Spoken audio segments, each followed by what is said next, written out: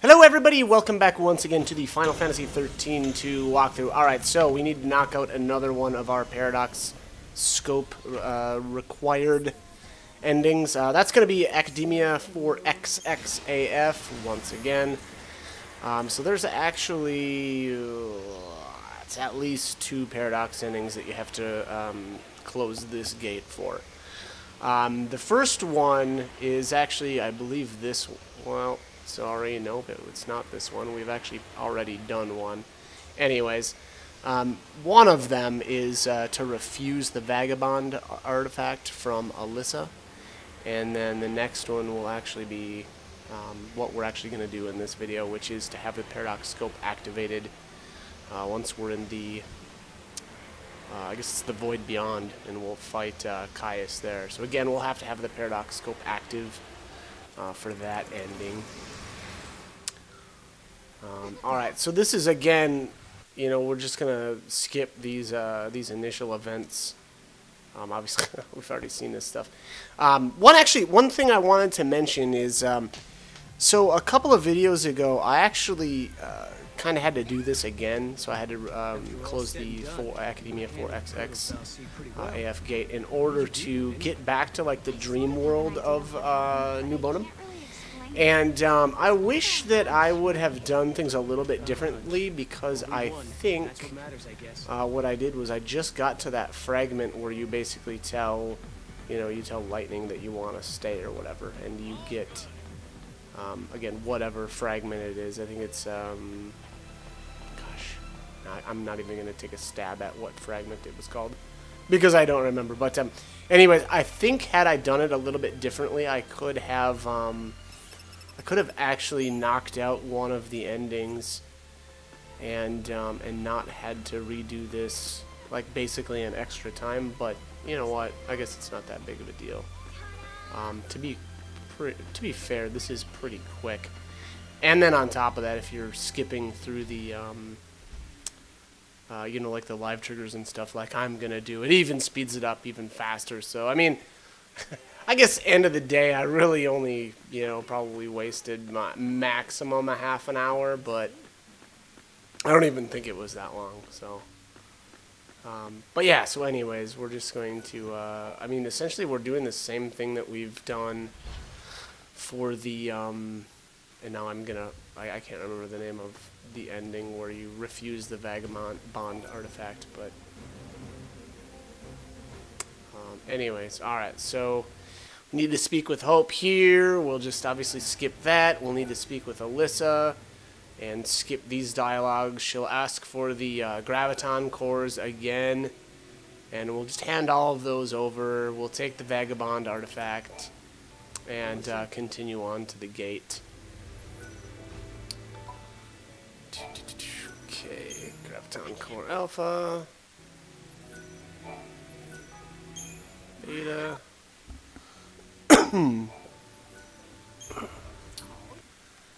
Okay. Did I tell you? Oh, that's the conversation about the director inventing a new device, which is just the weapon, one of the fragment weapons. Now, I actually don't know what happens if you... I assume nothing. If you've already got one of the weapons and you just try to talk to Hope again, because there's 2 of those fragment weapons in the game, and one of them is when you speak to Hope there, you basically have to choose, and then the other one you actually get from Serendipity. So it's the it's the opposite of the one that you chose. So if you chose Noel's weapon here, you'll get Noel's weapon, and then Sarah's weapon will be in Serendipity. Whereas if you choose Sarah's weapon here, it'll be Noel's weapon that you can get from Serendipity. So. Again, I don't know if when you kind of do the time reversal, if I don't know what'll happen. My database contains profiles of every creature in existence, from Cocoon to the farthest reaches of Grand Pulse. Yes, I have them all. It's been quite the trial. I scoured the records, you see, compiling data from the most obscure Academy files.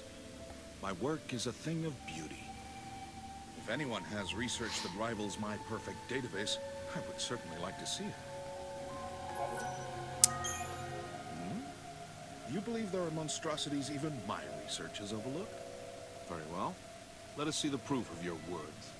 Return to me when you think your data log has captured details on every monster. Do you understand? I do mean every single monster. Okay. Well, this is a significant amount of data, even for a specialist in the field. You surprise me. It still falls short of my work, but this is a first-class database. Naturally, I thought we were done with the dialogue there, but there was more. Okay, so anyways, that is Dr. M. I've mentioned him a couple of times in passing. I've now officially taken on his quest. Now, that's basically the database quest, where we basically need to fight one of every single type of monster. We are a long ways off of accomplishing that task. Yeah, there's a ton of monsters that we need to meet still. I still think that the toughest monster to actually come across is the giant cactuar, not to be confused with the gigantar or the metal gigantar. So basically, it's a cactrot. I think it's cactrot. It's either cactrot or cactar. I always kind of mix up the names, but it's a cactuar from Arclight Steppe that you have to let it grow. I've found that the best way to do that is to use like either a bunch of synergists and just let him, you know, kind of beat on you, or some combination of synergists and medics. And again, let the cactuar just beat on you until it grows. And then once it grows, then you can finally beat it, and that'll give you the giant cactuar, or again giant cactra. I don't know which one it is. I think it's the cactuar. And that'll get you that entry in your database. So, all right. Anyways, continuing on. Obviously, we're already back into the gate, and this should get us to the Void Beyond. And I think this is where Sarah should be alone, and we'll talk to the different versions of Yule. So this one, I would just say it's a good idea to have that paradox scope activated right now. I think we could have technically had it active earlier even. I mean even before you accept the Vagabond artifact, because I don't think it actually matters whether or not you have that paradox scope activated for the Vagabond artifact dialogue or not, because that just happens whether or not you accept. So again, I don't think the paradox scope is actually required when you refuse the Vagabond artifact. I could be wrong on that though. It doesn't seem to make sense to me to. But who knows? Maybe it is. Maybe it actually is required. And actually, you know, now that I think about it, I almost wonder if it is, because the original, or the first time we're there, I don't think that option even occurs. I could be wrong on that too, but I just don't know why you would, like the first time through, I don't know why you would be able to refuse it. You know what I mean? Because I mean, essentially, it's just a paradox ending right there. So yeah, I don't know. I'm kind of leaning towards actually you need to have that paradox scope activated when you do that dialogue, but I don't know. I don't know for sure. Anyways, all right. So let's collect our potion here. Since I've skipped all these dialogues with Yule, actually all the live triggers, we're gonna keep going on with that theme of skipping these. Okay.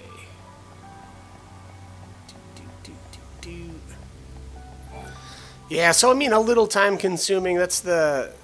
To be honest, I wouldn't have minded this actually if you just didn't have to do it so many times. And then again, on top of all that, I, you know, kind of had to do it an extra time because I screwed up on one of the earlier. You know, I guess I should say I screwed up the original path through this area. So again, I just it kind of stinks. I wish I would have you know, kind of remembered this, but I don't know.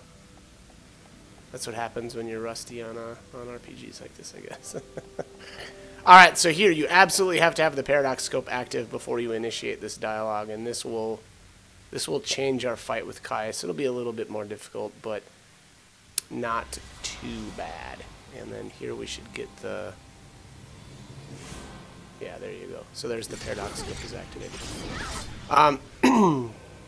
So you can do kind of really whatever you want here. Right? It looks like I'm starting out with my purple chocobo just to buff up Sarah a little bit. That's probably a good idea too, because if you notice there, Caius was able to just... Yeah, he's able... Actually, he's still able to launch me right now, which I thought I had a... I thought one of the abilities there was going to prevent that, but maybe not. And here I'm just... Yeah, I just got... got riggedy wrecked. So that's what happens when you don't do any healing whatsoever. So let's let's retry that. That was I mean, we saw that coming, right? Anyways, all right. So this time we'll do it right. I'm not sure if I needed to check my... No, probably not. Okay. I thought maybe I'd check my paradigms to just make sure I had things set up better, but I guess You're not. old too. Which era do you come from? Oh, skip this, please. Skip I am the one skip who this, lives in please. all the ages. I am the one who dies in all the ages. I am the one who suffers countless partings again and again.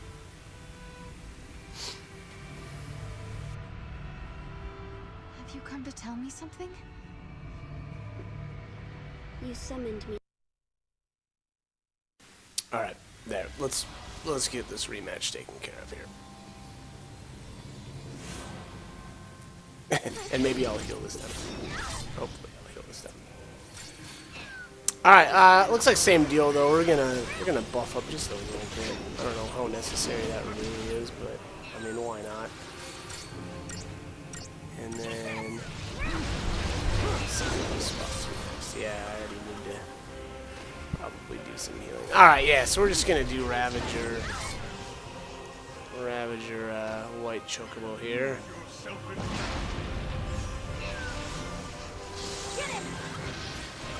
And, okay, Saboteur again. I don't know. I guess maybe I'm switching back to Saboteur just to make sure that his chain gauge doesn't take a dive.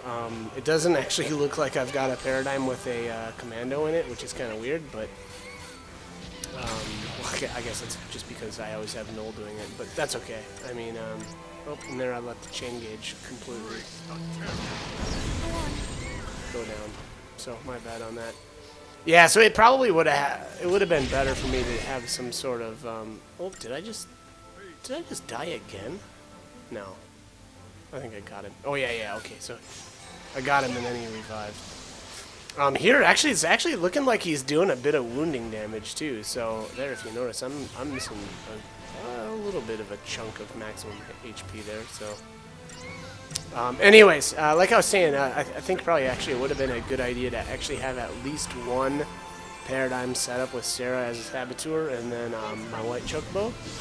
And then similarly, probably have one where, you know, she's Saboteur and then have like a Ravager, so like a Blue Chocobo.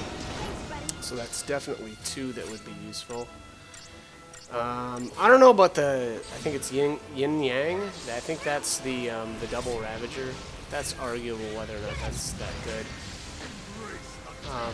I don't like, I feel like it's really easy for his chain gauge to completely deplete like that. I think you need to have something like Saboteur to try to, you know, keep it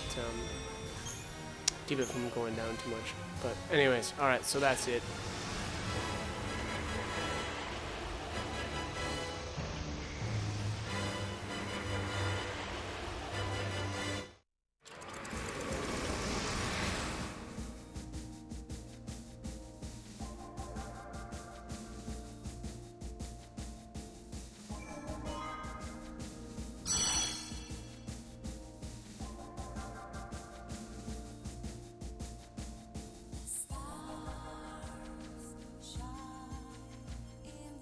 Sarah's strength of will is greater than Caius imagined. Struck down by an unexpected counterattack, his physical form fades away into the chaos. History, however, is further twisted by this turn of events. It seems that Caius still had a role to play in correcting the timeline. All that is left now is a realm untethered to any point in time. A world slowly decaying into oblivion. Sarah is left to ponder her future in a new Bodhum that lies at the end of existence. Okay, so that doesn't sound good. But we'll see how this all plays out. Why not?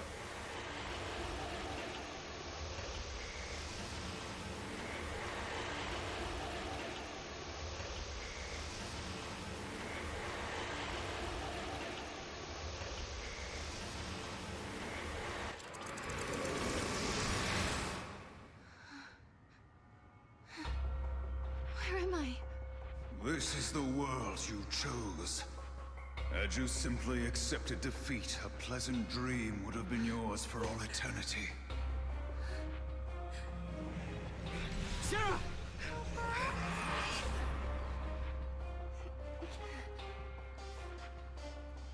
It's different than before. We weren't supposed to defeat Caius. There's no way we could have known that.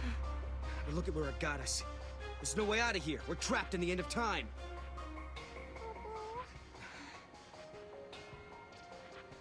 You're not giving up, are you? Don't you remember? You're the one who told me that as long as you have hope, the goddess will smile upon you. Yeah, I suppose you're right. If there's a time to be positive, it's definitely now. Yeah. Is that?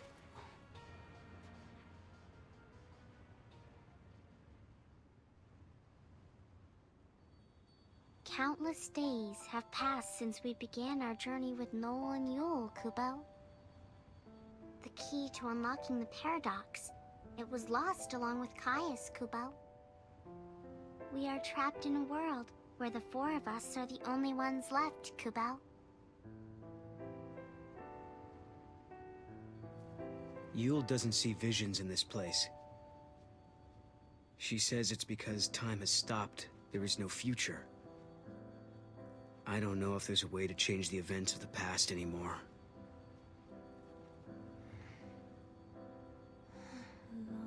But we're still searching for a gate. One that will let us travel through time like before. Sarah's not one to give up. She's a positive influence on all of us. She believes that we'll be able to reunite with lightning and snow. A sky without Cocoon. A sky dark and ominous, stripped of hope. But we'll keep searching for a way. I know that one day, the sun will rise and we'll all look up at a golden sky. And we'll be able to laugh again, and be with the people that are important to us. Let's go! Yeah.